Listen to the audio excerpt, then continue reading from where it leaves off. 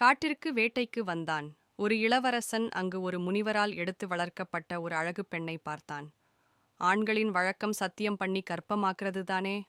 அதேபோல் கர்ப்பமாக்கிட்டு போனவன்தான். நிறைமாதமாகியது.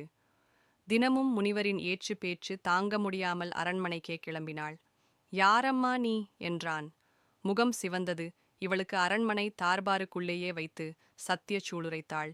இறைவா, நான் புனிதமானவள் என்றால் இவன் தவறுணர்ந்து என்னை ஏற்றுக்கொள்ளும் வரை என் கற்பம் அப்படியே நின்று கொள்ளக் கடவது என்றாள்.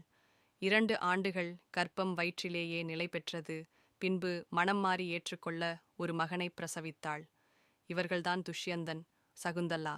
மகாகவி காளிதாசனின் காவியமான சாகுந்தலம் இவர்களின் வரலாற்றை கூறுகிறது.